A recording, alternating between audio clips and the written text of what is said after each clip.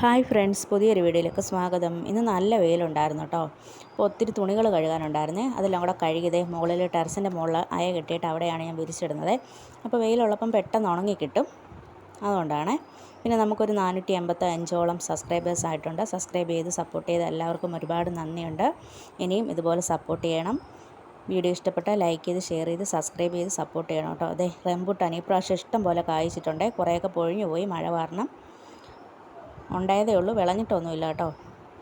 ഇതേ കല്ലൂസിനെ കുളിപ്പിച്ചൊരുക്കി ഒരു പാകത്തിരുത്തി ഒരു മുട്ടായൊക്കെ കൊടുത്തിട്ടുണ്ട്. ഇല്ലാന്നുണ്ടെങ്കിൽ എൻ്റെ ബാക്കി പണികളൊന്നും നടക്കത്തില്ല.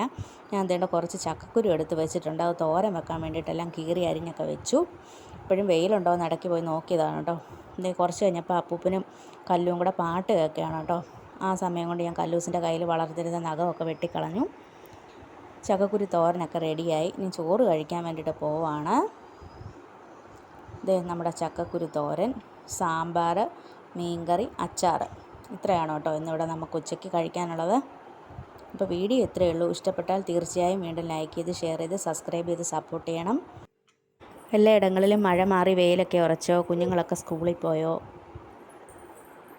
എൻ്റെ എല്ലാ പണികളും ഒന്നും കഴിഞ്ഞിട്ടൊന്നുമില്ല. ഇനി കല്ലൂസിന് ചോറ് കൊടുക്കണം, കല്ലൂസിനെ ഉറക്കണം, വൈകുന്നേരം കാത്തുക്കുട്ടിയെ സ്കൂളിൽ പോയി വിളിച്ചുകൊണ്ട് വരണം, അത് കഴിഞ്ഞിട്ട് കുളിപ്പിക്കണം, ട്യൂഷന് കൊണ്ടുവിടണം. ഇനി ഒരുപാട് പണികൾ ഇനിയും കിടക്കുന്നതേ ഉള്ളൂ കേട്ടോ.